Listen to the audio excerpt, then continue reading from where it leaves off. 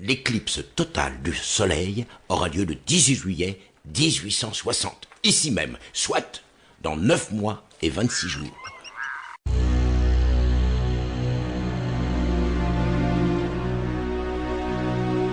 L'hiver qui suivit la saison des chasses fut particulièrement rigoureux. Au dehors régnait l'obscurité de la nuit polaire qui allait durer 2 mois, et longtemps des bruits de tempête remplacèrent le majestueux silence des hautes latitudes. La neige était tombée en abondance. On avait soigneusement vérifié l'état des fourrures dans les magasins, et nos animaux domestiques, chiens et rennes, étaient abondamment pourvus de nourriture. Tout le personnel du fort était réuni dans la vaste salle commune. Ah, tonnerre! Il fait moins 6 degrés, même près du poêle. Je suis couvert de laine des pieds à la tête, et malgré ma capote, en bonne peau de daim, je sens le froid me gagner. Ne vous plaignez pas, caporal Joliffe. Dehors, la température était descendue hier à moins 37. Caporal, défense absolue d'ouvrir porte ou fenêtre. À propos, vous ferez descendre dans la salle commune toutes les bouteilles de liqueur et de gin déposées dans le grenier. Sinon, elles vont assurément geler. Bien, sergent. McNabb et Petersen, venez avec moi. Quels sont ces bruits lointains et effrayants, Mistress Barnett? N'aie crainte, Madge. Ce sont des chutes d'iceberg qui se produisent au large. Sergent, il me semble que la combustion du bois dans les poêles se fait difficilement. Vous veillerez à y faire ajouter de l'huile de morse. Tout de suite, mon lieutenant. Je vous trouve extrêmement soucieux, monsieur Hobson. Vous craignez que le froid persiste ? Qu'il persiste et qu'il s'accroisse, Mistress Barnett. Je crains aussi que les animaux à fourrure ne soient obligés de chercher au sud un climat moins rigoureux, ce qui contrarierait mes projets de chasse pour le printemps prochain. Mon lieutenant, l'huile a été versée. Le feu reprend un peu mieux. Venez donc manger, mes amis, et vous réchauffer à tour de rôle auprès du poêle. Que nous as-tu préparé pour nous réconforter un peu, Madge ? Vous partagerez du canard et du lièvre polaire. Tenez, lieutenant. Merci, Madge. Monsieur Black, quelle est la température extérieure ? Oui, je vois le thermomètre à travers la vitre. Aujourd'hui, moins 42.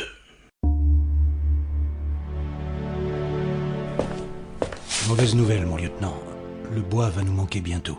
Nous manquer ? Je veux dire que l'approvisionnement de la maison s'épuise et qu'il faudra avant peu nous ravitailler au hangar. Or, je le sais par expérience, s'exposer à l'air avec un froid pareil, c'est risquer sa vie. Oui. C'est une faute que nous avons commise d'avoir construit un bûcher non contigu à la maison et sans communication directe avec elle. Je m'en aperçois un peu tard. J'aurais dû ne pas oublier que nous allions hiverner au-delà du 70e parallèle. Dites-moi, sergent, quelle quantité de bois reste-t-il dans la maison ? De quoi alimenter le poêle et le fourneau pendant 2 ou 3 jours au plus. Espérons que d'ici là, la rigueur de la température aura quelque peu diminué et qu'on pourra, sans danger, traverser la cour du fort. J'en doute. L'atmosphère est pure, les étoiles sont brillantes, le vent se maintient au nord et je ne serais pas étonné que ce froid durera 15 jours encore. Telle était la situation assez inquiétante des habitants du fort Espérance quand un incident vint encore l'aggraver. La seule des 4 fenêtres qui permit de voir la cour du fort était celle qui s'ouvrait au fond du couloir d'entrée. Or, le 6 janvier, vers 11 heures du matin... Sergent, lieutenant, regardez. Voyez-vous ces masses qui bougent confusément dans l'ombre ? Oui, je les distingue très bien. Ce sont des ours. Il y en a au moins 6.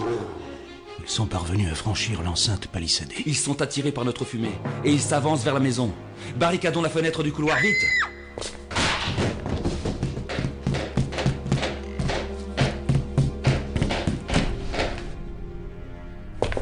Maintenant, ces messieurs n'entreront pas sans notre permission.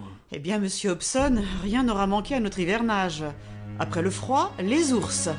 Je ne sais pas comment nous pourrons nous débarrasser de ces bêtes malfaisantes. Mais elles perdront patience, je suppose, et elles s'en iront comme elles sont venues. Vous ne connaissez pas ces animaux, Madge. Ce rigoureux hiver les a affamés.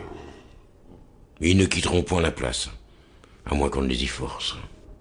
Pendant toute la journée, on surveilla attentivement les allées et venues des ours. De temps en temps, l'un de ces animaux venait poser sa grosse tête près de la vitre.